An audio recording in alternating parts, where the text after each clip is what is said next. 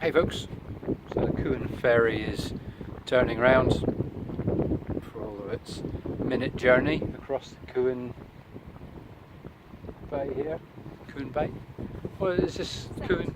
It's Kuhn Sound. Sound. So we've been back a little while from our trip. We've had a little bit of dinner. Unfortunately, I forgot to charge the GoPro, so I've got an awful lot of footage from our circumnavigation of Seil Island.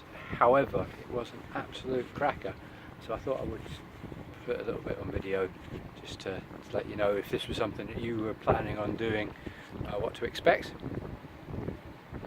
So we set off from our little campsite, and I'll talk more about that in a moment, and we headed out round the bay, and we knew that, as you see in the other video, the water was flowing northwards, and it meant that we couldn't actually make headway across it. It was flowing too fast, so we had to get out. Come with me.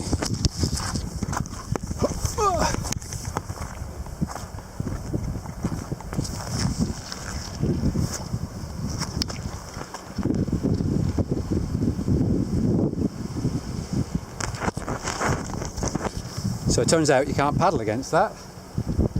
So we've decided not to. We've walked, we've paddled, we've dragged the boards up on the rocks. It's only a very short bit, but by doing that we can hopefully get into some nice flatter water ahead of us. Once we crossed the rocks, then the water was flowing up towards the bridge, and we made good speed up there.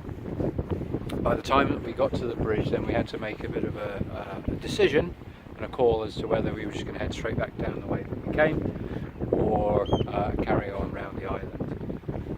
And the factors in that were it had taken us a couple of hours to paddle up to the bridge, and it probably would certainly take us at least the same again come back, because the flow would have been against us and the wind was against us on the way back.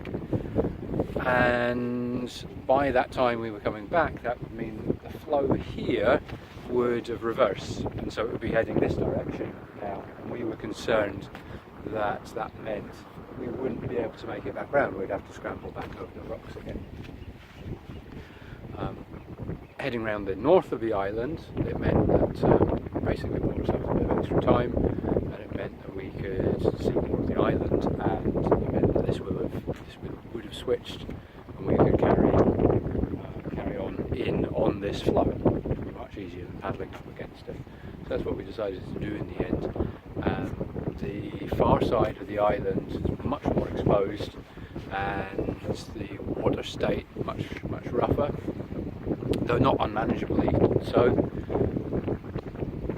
We squeezed between I forget the name of the place opposite Easdale. Yeah. It'll come back to us. See this boat coming in now, blasting it along the sound. And the Easdale looks lovely. I think we're going to pop over there tomorrow, check out the slate mines, slate quarries. And then it was just a couple of K down from there to here, and the tide was spot on for us. We were able to float in on this southerly tide and just nip in back into around by our campsite. So a really beautiful trip, one of the nicest we've done, and this was something that we had planned in our coastal navigation course as a little exercise, because there's a couple of really interesting bits of water. We've got the sound here, the sound up by Easdale, a bit under the bridge, where you all have to plan these, look at the tide times, make sure you're heading in the right direction at the right time. So from a navigational point of view, it was a really interesting trip, and also it's just been beautiful, absolutely lovely. And the other real revelation for us is our camping spot. We had originally planned to go in up at the bridge and paddle down from then, but the parking opposite the bridge is reserved for the pub that's there. And we just poodled on down, spoke to a man on a digger, who said that we should come down here because there's a nice spot. And we did. We happened across the Argyle Kayak Haven, which is a beautiful little hidden campsite, which as far as I'm aware doesn't come up on any campsite searches online. It's got a hard standing for little camper vans. It's got a sea view across the sound. It has lovely hot showers, really nice facilities. It's only £7 a head, and yeah, we're going to be very happy parked up here tonight. Anything else that I've not mentioned, Chloe? So.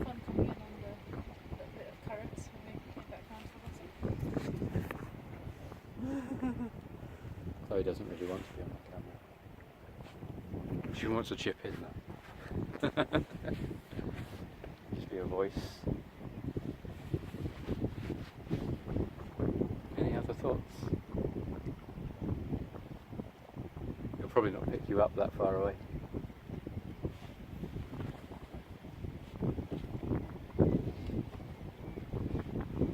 It's quite hard going against the wind on the far side. So kind of made the mistake, I see what you're doing. Kind of made the mistake of going with the wind to begin with, against the wind on the way back, which made it a wee bit harder, but still doable. Next we challenge. We broke our rule, so our rule was not almost always to.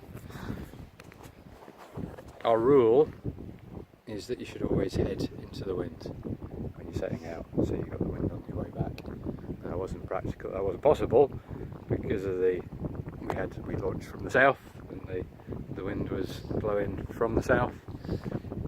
So even though we made really good progress, it still felt quite hard work going back into the wind.